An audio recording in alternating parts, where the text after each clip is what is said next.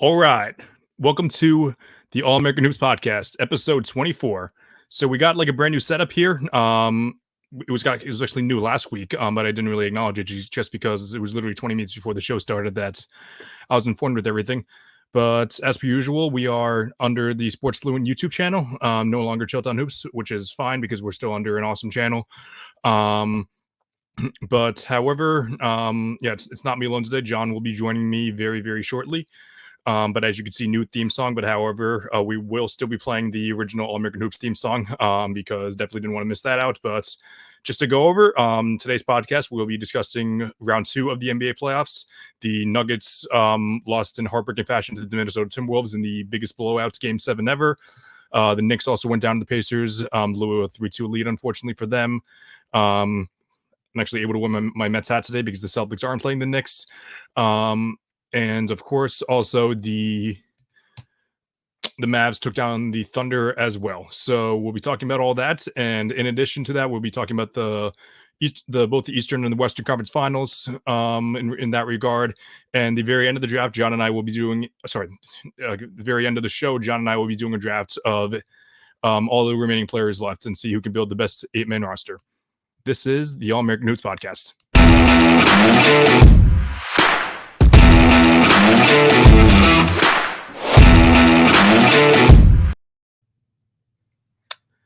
Welcome to the show. As I mentioned before, I'm Chris Driscoll, and as per usual, I'm joined by my older brother, John Driscoll. Hey, H, very good intro, very cool. I like the setup. Appreciate it. Yeah, it's something new. I think it's going to work out really well. So we'll see if our brother Matthew enjoys it when he's back on the show next week. Which, speaking of which, is the second absence in a row. So I warned him last night that's his last unexcused absence before we have some real consequences. Some are questioning his playoff ready ability. I don't know. He hasn't really shown up much these playoffs.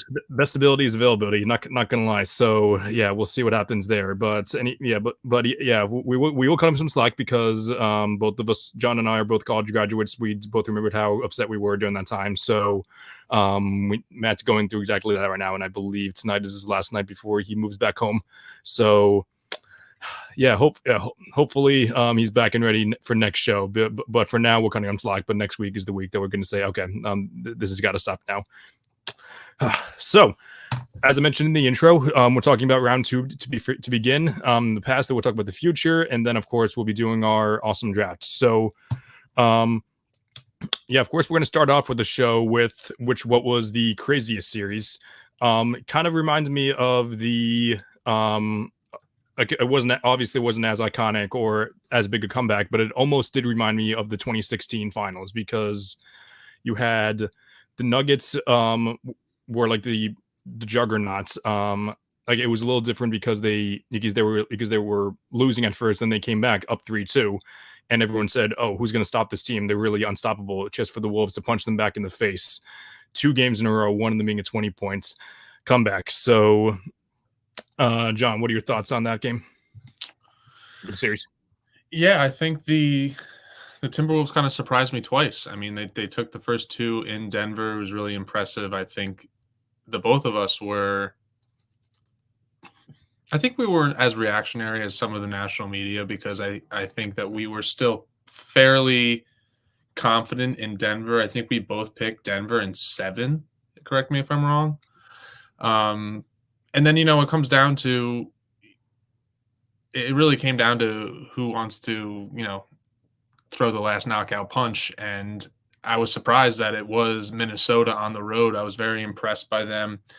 I think that while Ed Edwards is getting a lot of praise for how he played throughout the series, and he had a very good series, I think the overall team defense and players like Cat and Gobert – played really, really well down the stretch. They had really great Game 7. So definitely surprised. I don't think it's like time for panic for the Nuggets. I think it just kind of came down to 2 really good teams going against each other, and one really good team just ended up winning the Game 7. So really impressed by the Timberwolves. And it's going to be an exciting Western Conference Finals. That's for sure. Yeah. My first pick, I believe, my first pick was Nuggets in 6 actually. But however, once they fell down 2-0, that's when I stuck with Nuggets in 7. When we had Jacob on the show, we all discussed. Which shout out to him by the way, because I'm pretty sure that he picked the Timberwolves in the original spots when I first picked them out. Um, yeah, but you mentioned it all. Who knew? Yeah, obviously the formula. I think Rondo mentioned it. The formula isn't to stop Jokic altogether; it's just to make him work as much as possible. And he put up just as efficient numbers as he did against the Suns. It's just that the volume was down, just because Gobert, Katz, and Naz Reid were giving him such a hard time. And then of course as well the role players didn't really step up as much as what they needed to do. Jamal Murray played awesome in the first half of game 7, but for the series as a whole and in the first round as well, just a massive disappointment. And it's interesting just because he's one of those players who never really had like a dull playoff moments, because he's and definitely don't mean to hate on him, just because I never really had too high expectations for him. I never really considered him a top 20 player. I didn't really have even though I didn't have really have a problem with people putting him in the top 20, because what I really care about when ranking players is how you do in the playoffs, and he truly capitalized on that. But however, I care about the playoffs, but I also care about your ability to lead a team, and he hasn't shown that he can do that. And he was exposed. I wouldn't say exposed, but it was like the first time that he really had to step it up as the number 2 option, and just really didn't do well there. Obviously, MPJ not so well as well, not so well. Aaron Gordon played fine. But yeah, we definitely want to give more props to the Nuggets. Props to the Timberwolves than we do hate to the Nuggets, just because it was it was the Timberwolves who just like, I definitely saw it more as a Timberwolves like exceeding expectations than the Nuggets crapping the bed, because yeah, you mentioned it all. Anthony Edwards, emerging superstar, really proved it big time. And Dell's another guy, on another former guest on the show, mentioned on their show Pick a Side a few weeks not a few weeks ago, just a couple of days ago. Ant went 6 for 24, just like Kobe did in the 2010 finals. Superstars find a way to contribute other than scoring volume, and efficiency. He shut down Murray in the second half, and just really found a way to win. And of course, for the Wolves, you mentioned all 3 of the big men. Shout out Cat and Naz Reid, Jersey legends. But of course, I'm obviously not going to continue on with this segment without taking my victory lap on Rudy Gobert, because yeah, I mentioned it before. I don't evaluate my defense based on if you can shut down the best player or not, because that's only very little of what you can do. And you're not going to shut down Jokic one-on-one, as I mentioned in the beginning.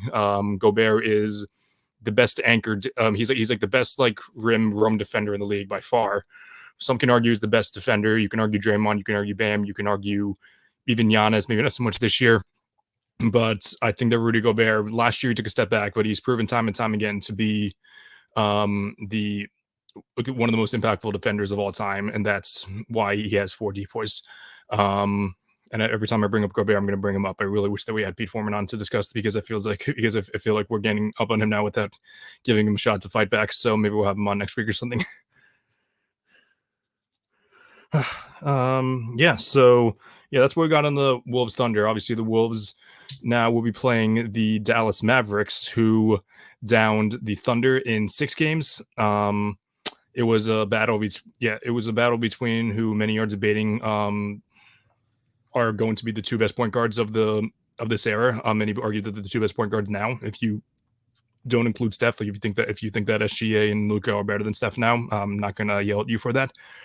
But yeah, it was an interesting series to say the least, because if you were to ask me, what would it take for the Mavs to beat the Thunder, I would have said the Thunder have the significantly better team. However, Luka would have to be the overwhelming best player in the series in order for them to win. That's not what happened at all. So I don't know. Or yeah, John, I was wondering if you either had something to add on to that, or the series in general. Yeah, I was really surprised, actually. I think, which kind of leads me to, I mean, what we'll discuss later, but I don't know who to pick in the Mavs Wolves series, because I think I picked against the Mavs twice now, and they've proven me wrong. I picked the Clippers over them, and I picked the Thunder to win, and they keep proving me wrong. And I think, if you look at Luka over the course of the entire series, he was good, but he didn't like floor anybody with his performance. And that's not really a knock on him. It's more of just a compliment towards the entire Mavs. I think they're playing really good team basketball. Um, Kyrie again played a good series, but didn't really blow anybody away. I think they just played really good basketball. They've been playing really good defense since I want to say February. Really good team defense. So I think that's why they ended up beating the Thunder. I think you can probably cite playoff experience as one of the reasons why the Mavs won here, because Kyrie has playoff experience. Luka, granted, he didn't make it last year, but he has playoff experience. He made a Western Conference Final 2 years ago. And I think just kind of going off that, like SGA doesn't have playoff experience, but he's not like 21 anymore. He's almost 26. Like after this year, I don't really think you can cite that as an excuse anymore. You can cite it as an excuse for a player like Jalen Williams, who I thought struggled at times during this series, but he is a young guy. I think he's 22. Mm-hmm. I really like him. I think he's a really good player, but I think the Thunder would have liked to see a little more from him. But great series. I think these teams are going to kind of square off for the next 2 years at least, depending on what happens with Kyrie or Luka. But I always think the Mavericks are going to try to surround Luka with as much talent as possible. But you look at somebody from the Mavericks like Lively. I mean, he played a really great series. And I think it's with the Mavericks, it's not really what we expected. Like you mentioned, if somebody told you before the Mavericks would have beaten the Thunder, you would have said, oh, I guess Luka and Kyrie had crazy series. No, they just played really good team basketball, and that's more impressive to me in a sense. 100%. Yeah, that's been Luka's number one knock is he's too ball dominant, and he's kind of like a James Harden type player. We can argue. I don't really know who I take as of now. Prime Harden or Prime Luka. I guess I'd probably lean Prime Harden because of his scoring volume and overall efficiency.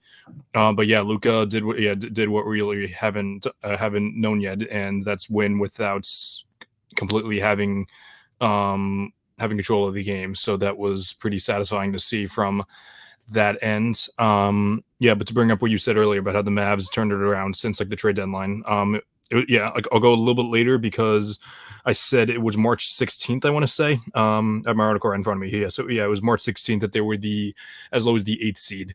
And then after that, they went 12-3. And in that span, they were first in defense and 8th in net rating. So it's been like and again, I mentioned this in my article, primetimesportstalk.com. This was kind of a roller coaster season for the Mavs, and they certainly got hot at the right time because I saw them as like a Pacers team. They'd be just an overall offensive juggernaut with struggles on defense. But however, after trading for Daniel Gafford and PJ Washington, their defense has gotten so much better. As I mentioned, for the last month of the season, they finished first in defense. So that's obviously super impressive to see. But however, they were lacking their offense as well. So even though their offense certainly wasn't 100% in the Thunder series, the Thunder were a top 3 defense. I want to say maybe. Oh no, they're the 4th behind the Celtics, the Wolves, and I believe the Cavs. So, it was a great defensive series for both sides, and I think we'll continue to see that in the Wolves series. So, you mentioned that you're having a hard time picking between the two. I picked the Mavs last series, and I did pick the Clippers over the Mavs. I've said this before in the show, and I said plenty of times off air. I decided with my heart in that series, not my head, because this was even after the Kawhi injuries came up. Like I said, oh no, he'll be fine. Like they're just being extra cautious, but they weren't. I think it was like a week or two after the series they said Kawhi still wouldn't be playing. So yeah, The Mavs are an interesting team. As I mentioned, they're getting hot at the right time, but now they're playing an even better defense in the Wolves. Healthy Luka, I'm still taking over Ant. I don't know how healthy Luka is. I don't know if they're just using this injury as an excuse. But I'll probably go with the Wolves, just because they did, and maybe Wolves. I'm going to go Wolves in 7. I think that's yeah, that's what I went with in my article. Yeah, I'll go Wolves in 7, just because they did such an amazing job guarding Jokic that really at that point they can really figure out anything. And though guarding Luca on the perimeter would be tough, I don't think this version of Luca is going to be able to take over. Is going to be able to take over such an elite defense. I don't know who they're going to put on them. I don't know if it's going to be Jaden McDaniels or if it's going to be. Then I'm probably not going to do Ants just to begin the series. Maybe they'll do it towards the end if they're really struggling. But yeah, I'd go with Jaden McDaniels personally. But maybe Jaden McDaniels on Luca, and then maybe Ants or Conley on Kyrie, depending on how Conley reacts to things. Yeah, I think I would, if I'm the Timberwolves, I would put Ant on Kyrie and then McDaniels on Luca to start. Right. And granted, they're going to be switching a lot, but I think those would be my primary defenders. Just, I think Ant, I think Kyrie will probably have times in this series where he cooks Ant, because I think he's one of the most, if not the most offensively talented player in the league. Just, based on scoring ability and just, you talk about handling and finishing at the rim, he's going to get his at times, right? But I think that Ant kind of provides a size advantage where he can use his strength to kind of maybe prevent Kyrie from getting to his spot. So I think that's interesting. I'm going to have to agree with you on your selection. I think that if I didn't pick against the Mavs in 2 rounds, I would have made my decision pretty quickly, but I was hesitant just because I didn't want to be wrong 3 times on the Mavs on this podcast. But I think I'll just take that risk at this point, because what's the difference between being, wrong 3 times versus 2 times? So I'm going to go Minnesota in 7. I just think while Dallas has really upped their defense over the past couple months, I think the Timberwolves still provide more of an edge on that side of the floor. So I'm going to go Minnesota in 7 as well. Yeah, someone who picked who said Jalen Brunson wasn't part of club superstar, and someone who has severely underestimated him, and someone who said the Bucks were still threats to win the East, like a week left in the season. Yeah, don't be afraid of being wrong. There's certainly worse things said on the show before. But speaking of Jalen Brunson, we're going to move on to the Knicks. I mentioned in the intro. Yeah, like I've been enjoying wearing this hat for the past couple of weeks, but I didn't want to do that if the Celtics were playing the Knicks, because that'd I felt like it would be wrong. Going all out New York with the designs in the back. But the Knicks, another team that blew a 3-2 lead. Obviously, you can blame the injuries. You could blame Thibodeau. You could say the role players didn't step up. But just not a lot went right for the Knicks, especially in this series. And yeah, there's a lot to say, but at the same time, there's really not much to deep dive into it, just because a whole lot went wrong there. Yeah, I think you can look at this series in a number of different ways. Obviously, I think that Knicks fans that are using injuries as an excuse, I think they have a valid argument. I think that if I were a Knicks fan, I would be singing that tune the entire playoffs, because you lost a ton of. You can consider Julius Randle as a star, but him aside, you lost a ton of good quality role players that make or break playoff games.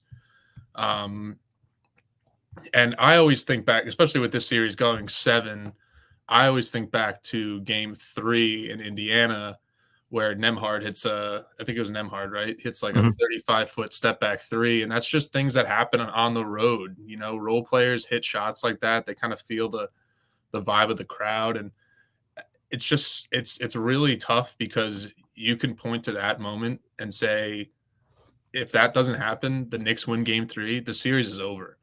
And it's really tough seeing how, nobody lost at home until you got to Game 7. And then that's why Game 7s are so nerve-wracking and so tough, because, the Pacers shooting splits, that's the kind of stuff that happens in Game 7. Grant Williams hit 7 threes. He outperforms Giannis, stuff like that happens in Game 7, even if it's on the road, and it sucks. But I mean, it's going to be interesting. I think the talking point this offseason will be obviously the Knicks injuries and how much Thibodeau's, I don't know how to phrase it, but like, non-minutes restrictions, how much that plays a factor. And I know a lot of those injuries kind of happened in bang bang plays that wouldn't have been avoided. But, you saw Josh Hart, who's like a guy who never really asks out. He had an abdominal strain and, he was hobbled by the end of that game. He asked out and Jalen Brunson hurts his hand. Mhm.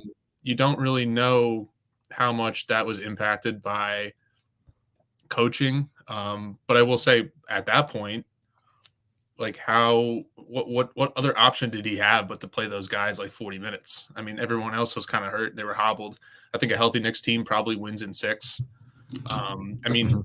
granted, like I mentioned with game 3, an unhealthy Knicks team almost won in 5. I mean, it sucks for Knicks fans. I thought they had a really good team this year.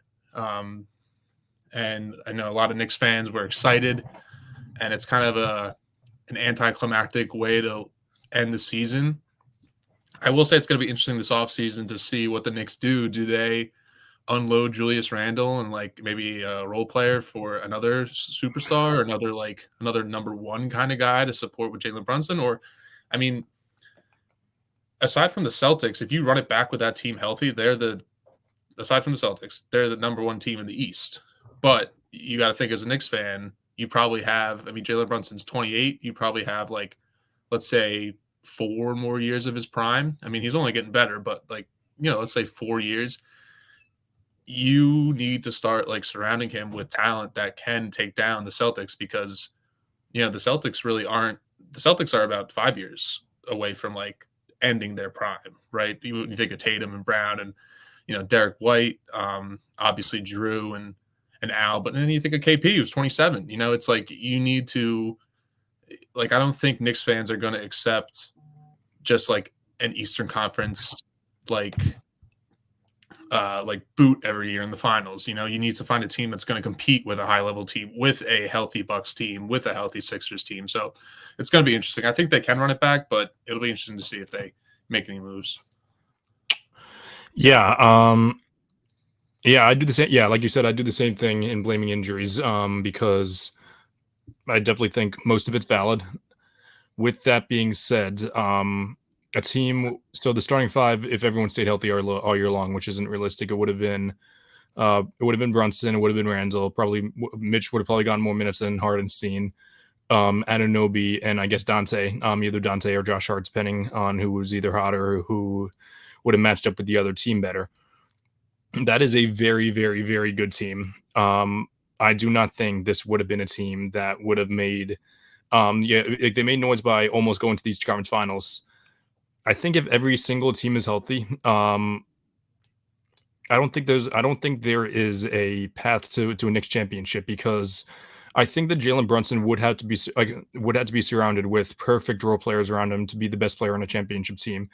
And people are like putting Becky Hammon on a pedestal for her take on Jalen Brunson not being the first option on a championship team. And while she might be right, Brunson played phenomenal all playoffs long with playing extra minutes. So I don't, yeah, like I don't feel comfortable saying that she's 1,000,000% right, but I do feel comfortable saying Brunson does need to be he really does need help to win a championship. I don't think Julius Randle can be that number 2 guy. We didn't see him play in the playoffs this year, so maybe I'm wrong there, but this is a nice story, which sounds disrespectful to a 2 seed, but the thing is, we just don't know how all these other upcoming teams or established teams are going to come back. Will Giannis come back to? Granted, we haven't seen Giannis go on a far playoff run since this will be the 3rd straight year that they didn't make it past the second round. So will Giannis come back? Will a healthy Embiid take like we saw that in a 6-game series? Will healthy Embiid and Tyrese Maxey and better role players around them, is that a better team than the Knicks? The Miami Heat, if Jimmy Butler comes back healthy, I'll definitely take Brunson over Jimmy Butler at this point. But I'm not counting out the possibility of Jimmy and Bam and Eric Spoelstra running laps around Tom Thibodeau for a coaching scheme. So those are four realistic teams that I see being better than the Knicks. I'm not saying that I would take all four teams ahead of the Knicks, but there's a real scenario where the Knicks finish as the 5, 6, 7 seed next year if they just decide to run it back. I said last year to not make that many changes. It's just because I wanted the Knicks to just owe to the fans, just be a good team, be like a likable team, which is exactly what they were this year. I think after 2 years of being a good team, you have to go all in with the stars you have and make every effort to do so. Is Paul George that guy? I don't know. I think that he's a significantly better player than Julius Randle, but I'm not sure if he is going to be that guy to replace him. There's other free agents that I can't think of right now, but is Karl Anthony Towns a bad example at this point because they made it so far, but I don't really know of many other stars around, but yeah, I don't know, but I do think that they should make some deals in order to make in order to potentially make the finals. Because yeah, I do think that Jalen Brunson can be a 1B option, maybe not 1B, but like a shared number one option on a championship team. And I think, yeah, as you said earlier, winters are always tighter than you think. And I think that, you mentioned the Becky Hammon thing. I think when she said that, everyone came out and said, well, she's right. She's right. And right. I think we said that too. And it wasn't even a slight on Brunson, but you're lying if you said you didn't watch in this playoffs and you were like, she could be wrong. Yeah. He performed to a he played a very, very high level this playoff run. I was really impressed by him, and he's a likable guy. He's, absolutely, the foul grifting or whatever you want to call it aside, I think he's a really good player. And I think you're right. He can be that 1B, maybe that 1A, depending on who that 1B is, right. Kind of player. So, great season by the Knicks. I think a second round exit doesn't really define their season the right way. Because I think even with just like a healthy OG, I think they win that series. But yeah, that's about the Knicks. Yeah, shout out to Uncle Blue and Uncle Tony. They've been Knick fans for long enough. I'm not going to give a shout out to Dean or Tim Maloney because they were jerks for a good amount of the school of the season. But shout out to JC though. What was that? Shout out to JC. Oh, of course, John Cassidy, John from JFK, who was on episode 4, I want to believe, of the show. So yeah, massive shout out to JC. Yeah, we gotta have him back on eventually. Cool. So now we'll jump in. I feel like we really didn't talk about the Pacers a ton, but we could just segue right that into the Celtics series. The Celtics are negative 1,000 favorites against the Pacers, which I hate. The Pacer, like Vegas, like I tweeted this out. I don't know if I actually don't know if I did tweet it out. I may have, but I don't think there is a bigger gap between how Vegas views a team and how the national media views a team, because Vegas loves the Celtics and they've loved them for years. They were the overwhelming favorites against the Heat last year. I believe after the Bucks were eliminated, they became a pretty strong favorite to win the title. But however, based on the way that you hear the media talk about them, you would think that they were like bottom half of the league. So, if you wanted to add on to any of that or just the series in general, you can go ahead. I just got to grab something from my backpack real quick. You can go ahead. Yeah. So I think that when you mentioned it, the media treats the Celtics totally differently than Vegas odds do. And I think the Celtics fans, at least like the realistic ones, are like somewhat in the middle. I think Austin Rivers said something today. I mean, his quote was, I think Celtics fans are underappreciating the talent level of this Pacers team. I think true Celtics fans who watch this team every day are not second guessing or underappreciating or taking the Pacers team for granted. I think the Pacers are a very underrated team. And I think I forgot about it like 6 different times early in this playoff run that Siakam is on the Pacers, and he is a very good player. He averaged 21-7 through these first 2 rounds. He's been a very good addition to that team. Tyrese Halliburton, you can say, is sporadic. He's high and low, but when he's high, and you mentioned it in the group chat the other day, pretty obvious comment, but when he's going, it's really hard to beat that Pacers team. I don't know. I mean, I guess we'll do predictions. I have the Celtics in 6 here. I think the Celtics are definitely, definitely the more talented defensive team. I think when both teams are firing on all cylinders on the offensive side of the ball, I still give the advantage to the Celtics, even though I think the Pacers, when they're on, are probably a top 3 offensive team in the league. But like I said, I'm not speaking poorly on the Pacers. I think they're a very good, underrated team. And with a offense that can get that high at times, like obviously defense wins championships and you need defense, but like when your offense is that strong at specific times, that you can steal a couple games there. And if Indiana steals a game in Boston and then they win game 3 and they go up 2-1, I'm not saying hit the panic button, but like that changes the momentum of everything. Now the Celtics are playing from behind. Now you have to win game 4, you have to win game 5, and then you don't want it to get to 6 in Indiana. But I think if the Celtics, we've talked about it a bunch of times in this podcast, they take care of business, they play the game the right way, they don't play down to their opponents, they should be successful in this series. I have them in 6 because you have to account for them obviously losing game 2 on Thursday because they don't like playing game 2s at home. And I think that you have to account for Tyrese Halliburton going for 30 or Aaron Nesmith dropping like 45 at the Garden, because I think that's a very high possibility with a revenge game there. But not to, I mean, we didn't talk about the Pacers much because I guess we're going to talk about them a lot more now. But Miles Turner had a very good Eastern Conference semifinals. TJ McConnell, great minutes off the bench. We're going to see the white guy battle between him and Peyton Pritchard. Really excited for that. So I think it'll be a really exciting series. Anybody saying Celtics in 4 is very optimistic, and I really wish I had your confidence, but I've watched too much of Celtics basketball to say that with confidence. Yeah. It used to be game 1s that the Celtics didn't like playing. In 2022, they screeched by the Nets, Jason Tatum at the awesome buzzer beater after him playing awesome for the first 3 quarters and then just not being aggressive at all in the 4th quarter, and then he finally got the buzzer beater. Then I want to say then it was after that the series they got killed by the Bucks at the Garden in game 1.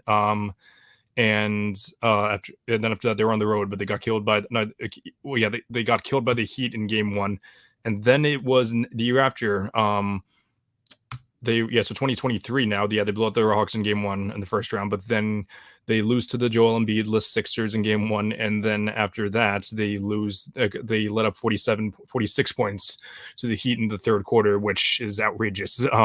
So yeah, it used to be game 1s, but now it's game 2s that they hate playing. So this I hope this team. Like I've been saying this year, this team is different, and if I'm right and I still say this team is different, I'm very, very like it's weird. Like I was so confident up until today. Obviously that happens game time. On game day that you become less confident in the team, or like more emotional maybe. But the Celtics are the much better team than the Pacers. The Pacers were our first in offensive rating. They were second for the regular season, and they are first this year. Granted, they played the deflated Sixers and Knicks, but good. And I said this in my article: good teams find a way to capitalize, and that's exactly what they did. So you, like we've been saying with the Celtics, you can't blame them for making the best of a bad situation. So, but I just explained all the reasons why the Celtics are the better team than the Pacers. But I think if the Pacers want to either put up a fight against the Celtics, or in the worst case scenario, if they win the series, it's going to have to take them slowing down both Jason Tatum and Jaylen Brown, which shouldn't be a reality. But however, crazier things have happened. I think Aaron Nesmith is probably going to guard Tatum, and maybe Siakam guarding Brown. So both of those should be mismatches. However, Nesmith has done more impressive things than slow down Jason Tatum. So we'll see what happens there. Also, it's going to take Tyrese Halliburton probably playing like he's been the past couple weeks, and not like he played after the play-in. Not like he played post in season tournament. But yeah, I'm gonna go Celtics in 5. I do believe that, like I said, I do believe this team is different, and I do believe they're gonna take care of business.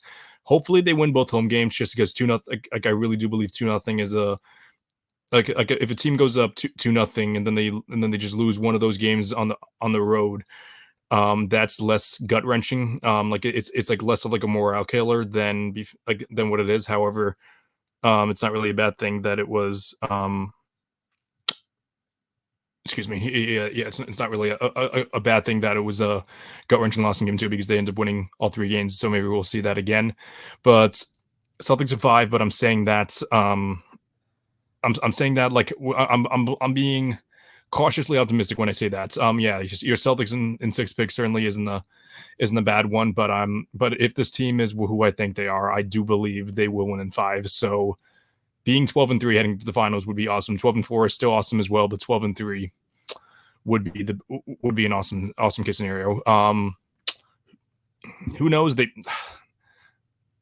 I don't even want to entertain the possibility of a sweep, because like, okay, it's a possibility, but it's not really likely in a conference finals.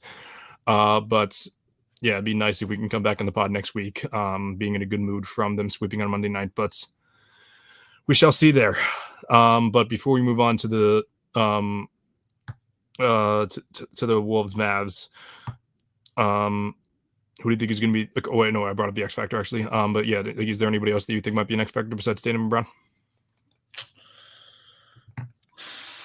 Honestly, I think the X Factor, I mentioned him before, I think Peyton Pritchard could be an X Factor coming off the bench, because you saw the impact that TJ McConnell had in that Knicks series. You're going to need to find someone who can match that energy and who can play fast with fresh legs off the bench when you're kind of going through the slugs of the third and fourth quarter. I think Peyton Pritchard is my choice. But just to touch on something also, I think the goal of this series, and maybe it's an optimistic goal, I think the goal should be through 4. You should be coming back to Boston with the opportunity to put the series away. And, everything else aside, obviously winning in 5 is better than winning in 6. It's silly to say that, but coming back to Boston with a 3-1 lead gives you an opportunity to rest Kristaps Porzingis again. If you come back to Boston tied 2-2, or God forbid, let's just say tied 2-2, and then you're kind of not forced, but there's more pressure to kind of not rush him back, but be like, hey, Kristaps, like, you all right? Like, you want to play? But I think coming back 3-1 gives you the opportunity to say, okay, rest another game. If we lose, then we're going to need you for game 6. But I think you need to play with urgency and realize the hand you've been dealt. You have the opportunity to beat this team. I think if they play well, they do have an opportunity to win this series in 5. But like we said, hopefully this team is different. We've seen in the past them kind of play with their food and go down in series, and then you're kind of rushing guys back when they're still hurt. You don't want to be put in that situation. No, absolutely not. Yeah, we'll see how things work out. Yeah, game 1 tonight at 8:00. Yeah, one more matchup is going to be the Horford versus Miles Turner matchup. So yeah, hopefully Horford holds his own there, and then Luke Kornetz continue to do what he has done the past few weeks, and to just be a guy in his role. So yeah, should be interesting to say the least. But on to the West, the second Eastern Conference Finals, we got the Mavs versus the Wolves. Oh yeah, we talked about both teams a good amount. I kind of talked a little bit about it. But I'm just interested to see how. I talked about how impressed I was with the Wolves shutting down Jokic. It's going to be completely different for how to shut down Luka, simply because it's first of all, it's on the perimeter. Second of all, the Nuggets really didn't have like Jamal Murray played awful, so he wasn't really supposed to be the second guy. Kyrie wasn't as aggressive last series, but however, in the first round against the Clippers, he was absolutely awesome. So, that's why I mentioned that he was the X factor. So, because like if the Wolves, like if their primary goal is to just slow down Luka and then see what happens with everyone else, Kyrie will be the X factor there. So, I don't know what other goals they might have. Maybe it is to just let Luka cook and see if he's able to do that. But if he's not, then they're gonna have a very hard time winning the series if that's their approach. But yeah, I don't know what your thought process on that is. Yeah, I'm actually predicting a very good series from Luka here. I think he kind of provides them with a mismatch in a sense because your best two. Actually, let's say your best defender is Rudy Gobert. He's not really going to go match Luka on the perimeter. Karl-Anthony Towns is definitely not going to match Luka on the perimeter. And if you put Ant Edwards on him, there's a size advantage there for Luka. Luka could probably have some success with him there. And then if you're going to move your best perimeter defender off of Kyrie, then who's guarding Kyrie? So I know we both said Mavs in 7, but I think the pathway to a Mavs finals appearance is Luka, dominating his mismatches, and I think he'll have a pretty big series. Absolutely. Yeah, and I'm also interested to see how Ant reacts to the Mavs defense as well because Aaron Gordon and Michael Porter Jr. are definitely better perimeter defenders than Luka, Kyrie. Derek Lively Jr. has been not Lively. PJ Washington has also been a great two-way player as well, so he might be another X factor. If he continues to play like prime Klay Thompson, then we'll see. Well, I think that's going to be another X factor as well. But I just think the Wolves have given significantly better teams, including the Nuggets, and the Celtics for that matter, a harder time. So like while I'm projecting the Mavs to put up a good fight, I do think that the Wolves take care of business here, and that's just, and I do think that the Wolves also have the coaching mismatch. They have Finch and their other assistant coach, I forgot his name, versus Jason Kidd. Jason Kidd's been awesome, but I don't think he's as good as Finch. Okay. So that leads us to the most fun segment of the day. John and I will be drafting all the remaining players in the playoffs. So, John was generous enough to let me go first. And before we start, I was just we agreed before the show started that I'd be going first. But I don't know how many of the viewers here watch Brooklyn Nine-Nine, but it almost made me think of The Heist because like all the Heist episodes where Jake Peralta and Captain Holt and Amy Santiago, they all like have like these year-end plans for what happened. So I don't know, John came up with the masterminds of deciding letting me go first to see what happens, but we'll have to see what happens and if any of us had a good strategy there. But I brought up the draft to him last night, so I don't know if he planted any seeds in my head for what happened there. We'll see. Yeah, we'll see. Okay, so I didn't tweet this out, and I'm really upset that I didn't. But however, I did text multiple group chats that Jason Tatum is the best player remaining in the playoffs, so he will be going first in my team, and John now has the next 2 picks.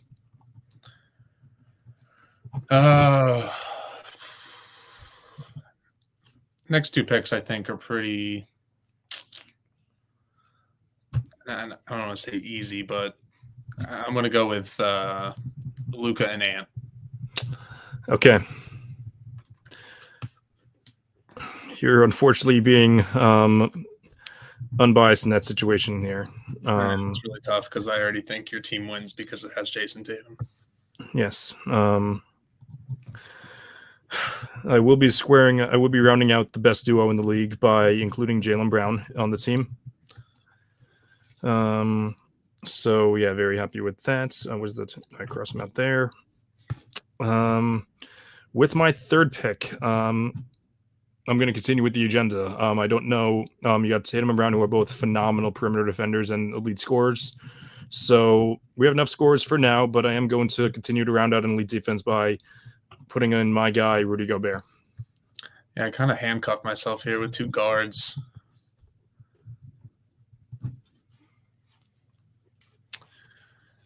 So I am going to,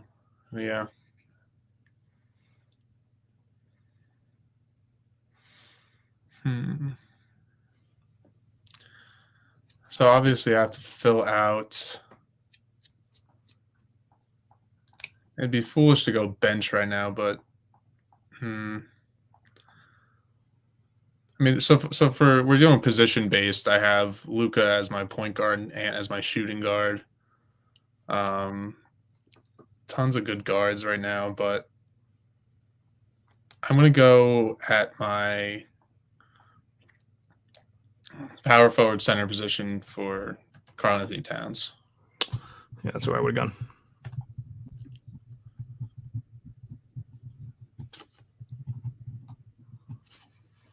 I have a second pick now too, right? Yep. So then I'm gonna round out my big man tandem with Miles Turner. Good pick. Have to add some more defense there. Yeah. If you're gonna roster, if this year's proven anything, it's that roster construction matters and not just star power. Mm-hmm. So I got 2 wings, 2/3, 3/4, and a guy who plays strictly the 5. So I could use some playmaking here. I could even use another stretch 4 or something. Can't have too many of those. Do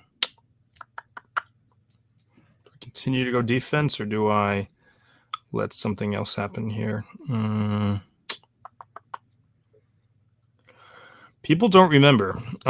Despite there being a ton of locker room issues, Kyrie Irving and Jason Tatum were a great duo. Like the 2 of them were phenomenal, especially in 2018.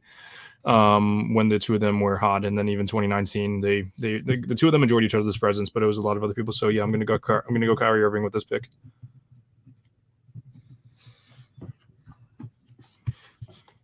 And then I have one more pick to round out my starting 5. Don't even have to round my starting 5, to be honest with you. I could just go better player, but I got a 1/2, so I think I got to include another stretch 4-ish guy. I will most likely go. You know what? This guy definitely isn't a top 10 player, but I am going to go Jaden McDaniels as for my next pick. Round out my perimeter defense, especially with the guy who's kind of weak in defense in Kyrie.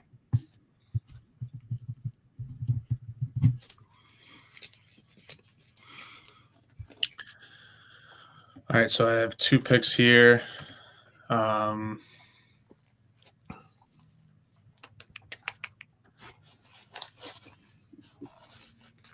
This is a tough one. Do I fill out? I mean, because Miles Turner and Cat, you could see as they could do 4-5, right? Right. But you can't really. There's not many small forward options unless you can like bump Luka to the 3. You know, it's been done, but it's not really like he's a 3.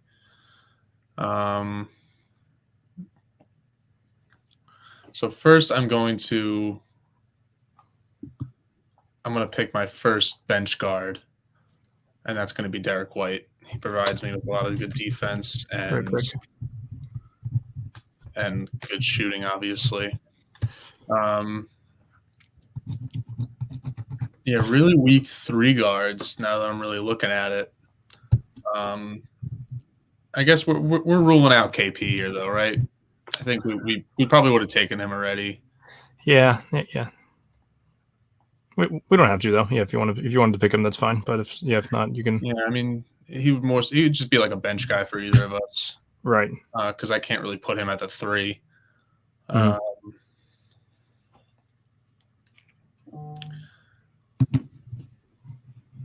So I'm gonna put Siakam as my 3 and round out. Yeah, that small forward position. Yeah, that's what I would have done.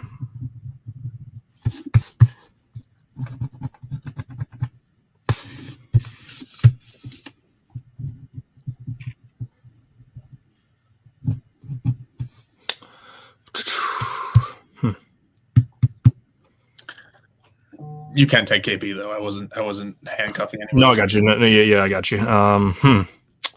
So the bigger question is, do I want to go? I mentioned that. Yeah, I got 4 elite defenders, and I'm calling Tatum Brown elite defenders because that's exactly what they are. It's a crime that I'm not even asking. I don't think either of them should have made the all defensive team, but I do think both of them should have gotten more votes. So yeah, obviously Gobert and McDaniels both elite defenders. Do I want to go another great backup point guard for defense, or do I want to go a better do I want to go the best player on the board because we already have a good starting five? I think I am going to go with the backup point guard option. I'm going to take Jrue Holiday. Good pick. I would have taken that too.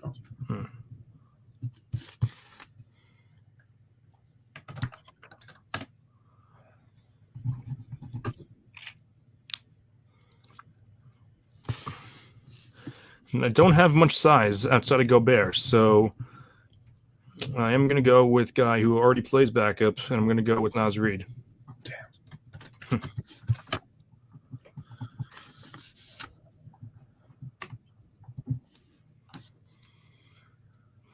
All right. I guess I have like not crazy size across the board besides Miles Turner and Cat. I will take with my first pick. I'll take another guard off the bench because I think we need a pure point guard because I could always slide Derek White to shooting guard position. So I'm going to take Halliburton as my other guard. He's a top 5 player in the series, but he fell to 14. That's pretty wild. High level guards. Yeah. I'm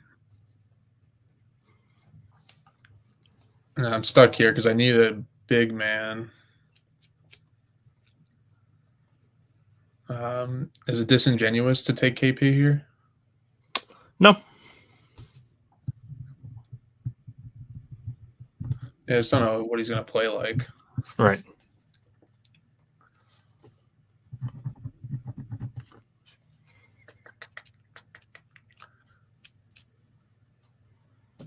Yeah, I guess I'll go KP to round it out. Nice.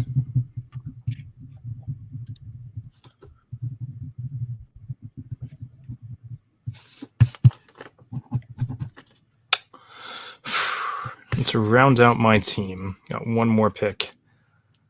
What time is it? Okay, we have plenty of time. Okay. Got a pretty well starting five. Got a great backup point guard defensively and a good backup rim defender who can also get some buckets. Naz Reid. Just need another either wing guy or.